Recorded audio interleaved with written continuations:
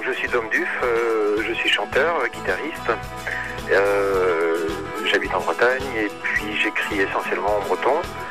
Et depuis 12-15 ans, je me produis donc avec mon répertoire de composition, avec des couleurs, j'appellerais ça folk rock, et j'ai à mon actif 4 albums. Tout est écrit en breton. Je dois avoir 2 chansons sur des albums précédents qui sont en anglais. Sur le prochain, il y en aura une en anglais aussi. Moi, j'ai introduit quelques couplets au refrain en gallois et en cornique, puisque ça m'amuse de jouer avec les mots des autres aussi. Et puis, comme c'est assez proche du breton, c'est parfois des petits clins d'œil, des petits liens. La musique, ça m'a toujours plu.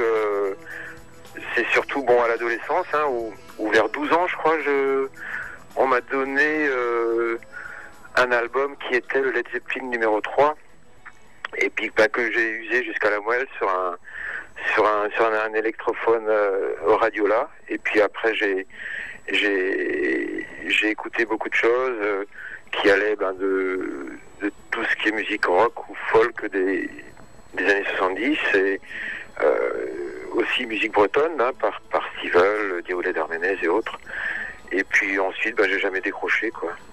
J'ai peut-être décroché dans les années 80 avec les sons de synthétiseurs de l'époque qui étaient assez cocasses. Mais bon, c'est le comité organisateur de la Redavec qui m'a proposé donc d'écrire la chanson pour la course en 2012. Donc ils m'ont fait la demande en 2011 et à partir de là, donc j'ai cogité pour comment dirais-je, construire un texte autour de l'événement. Je voulais pas l'appeler Redavec spécialement parce que je voulais élargir un petit peu le texte. Donc j'ai inventé un petit peu ces Fouetterbrace, donc ça vient de l'expression Fouetterbro qui veut dire globe-trotter en breton, et donc c'est un texte qui parle d'un tour de Bretagne entre la mer et les bois. Et puis je voulais aussi donner un rythme assez soutenu et assez engagé dans l'énergie. Alors à un moment donné, j'ai voulu la faire sur le rythme de quelqu'un qui court à pied sur je sais plus combien de kilomètres, mais bon, le tempo était un peu lent, je l'ai un peu accéléré quand même. En fait, on est très content de la chanson, puisque au niveau des arrangements, donc avec mes potes, avec les musiciens, donc on a trouvé une couleur qui est la mienne, où j'aime toujours mélanger donc les sons acoustiques de cordes, de guitare électrique, de violon, basse batterie. Donc j'y accorde beaucoup d'importance à ça, à cette couleur musicale-là. Je sais à peu près ce que je veux. Après, on l'atteint ou on l'atteint pas. Mais c'est vrai que ça a plu en Bretagne et puis même ailleurs.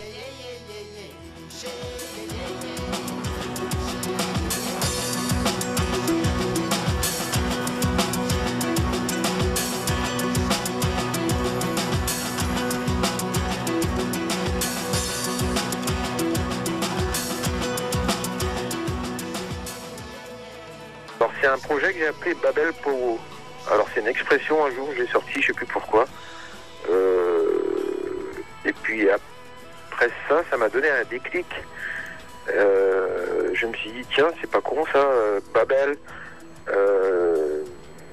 Ça signifierait dans ma tête la tour de Babel, bien sûr, avec toutes les cultures différentes du monde. Oui. Et Powo, une espèce de danse, un rumpagan indien ou autre. Nous, on a nos Powo ici aussi, en fait, en Bretagne. Et je me suis dit, comme c'est un titre Babel Powo qui parle à beaucoup de gens, en fait, à tout le monde, puisque ce sont des mots très connus, je me suis dit, je vais faire un album qui tourne autour de notre culture, comment on la vit ici, les langues, le mode de vie, les rites, les soucis. Et en fait, c'est un album où je pense où j'essaie de parler du local et du global, en fait. Comment on vit ici, et puis et comment on vit ailleurs, en fait, on a des spécificités, puis en même temps, on a des choses communes partout dans le monde, à savoir les soucis sont un peu partout les mêmes, les combats sont les mêmes, les fêtes existent normalement, au moins. Jusqu'ici, elles existent. J'espère qu'elles vont pas disparaître.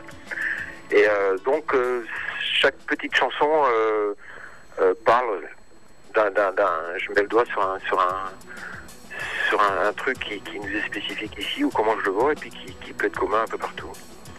Alors mes 4 premiers albums, donc je les ai fait en coproduction avec le dernier avec Boutou Productions, et puis les 3 premiers avec Pascal Lamour. Et donc c'était une collaboration intéressante, hein, où on partage un peu les compétences de chacun, et puis à chaque fois donc une distribution en magasin avec Cobraze, qui est donc notre distributeur. On a la chance d'en avoir un ici en Bretagne qui distribue un peu partout.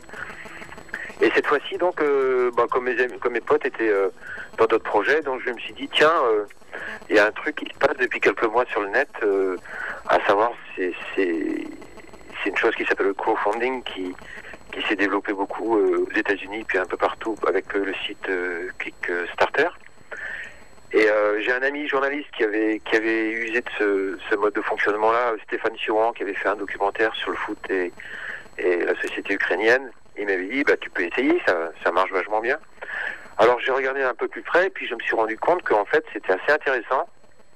C'est une formule où on présente de A à Z un petit peu déjà le propos du projet. Et au fur et à mesure de l'avancement, donc on tient à informer les gens qui suivent ce projet-là et puis qui souhaitent l'aider. C'est une forme de financement où en fait on demande aux gens de précommander en fait l'album si ça les intéresse, si ça leur plaît.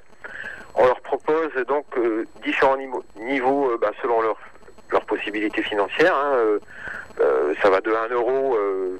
Histoire de commencer bas jusqu'à 2000 €, histoire de faire haut et puis de donner un petit côté ambitieux à la chose. On se rend compte souvent que les gens misent beaucoup plus d'argent que ce à quoi sont intéressés.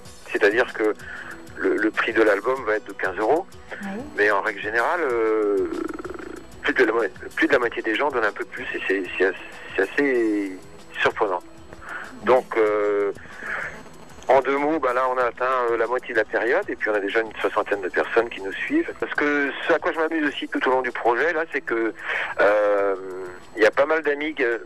Alors, en gros, c'est entre un tiers et entre la moitié, 50% et 70% des souscripteurs sont en Bretagne.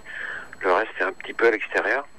Et au fur et à mesure de l'avancement aussi, je reçois des petits messages audio de gens qui ont participé, puis qui encouragent leurs amis dans leurs pays respectifs à suivre le projet. Alors il y a des gens d'Islande, et là j'ai reçu un truc du Québec, là. Il y a Guillermo, un gars du Salvador l'autre jour. Il y a un Philippin aussi qui m'a emmené quelque chose, donc c'est rigolo. Le Babel Pogo, il tourne un petit peu comme ça et ça m'éclate un peu. Bon, les premiers souscripteurs que j'ai eus sont des gens qui me suivent depuis longtemps. Et là je me rends compte que maintenant, il y a des gens qui s'intéressent à ce que je fais parce que mon projet est présenté sur cette plateforme-là au milieu d'autres projets avec j'aurais jamais eu d'affinité, j'aurais jamais pensé. En fait, mon projet se mélange au même niveau que les autres sur une plateforme, et ça donne une ouverture terrible, quoi.